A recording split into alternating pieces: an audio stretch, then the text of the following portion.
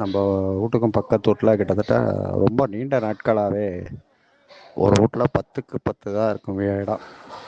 அந்த வீட்டில் கிட்டத்தட்ட ஒரு 35 நாய், தெரு நாய்கள், எல்லாமே சொறி நாய்கள். அதை வளர்த்துக்கிட்டு அவங்க வீட்டிலேயே சாப்பிடுவாங்க, அவங்க அதில் படுத்துக்கிறாங்க. அது நமக்கு தேவையில்லை.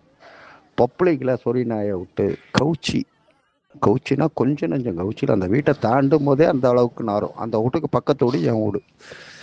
அதனால அந்த ரோடே அக்கரைப்புத்தூரில் மாந்தோப்புன்னு ஒரு ஏரியா இருக்குது. அந்த ஏரியாவில் எல்லாருமே எல்லா வீட்டு வாசலையும் நாய் பீ பெல்றது, மூத்திரம் பெய்யறது, கவுச்சி தாங்க முடியாத கவுச்சி.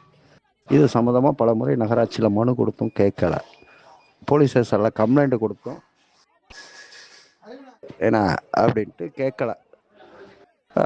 அதனால இன்னைக்கு காலையில் ஒரு போராட்டம் மாதிரி பண்ணிக்கிட்டு இருந்தோம். உடனே போலீஸ் வந்து கேட்டுச்சு. என்ன இந்த மாதிரி சொன்னோம், நாங்கள் போய் பேசுகிறோம் அப்படின்ட்டு. அவங்க போய் கேட்டதுக்கு அவங்க என்ன பண்ணிட்டாங்க, நாங்கள் வளர்ப்போம் போவோம் ஒன்று எடுப்பாக பேசிட்டு, உடனே அவங்க எங்கள் நாயெல்லாம் பிடிச்சிங்கன்னா நாங்கள் தூக்க மாட்டோம், இல்லை மண்ணெண்ணெய் ஊற்றி கொளுத்திக்கு வந்தாங்க.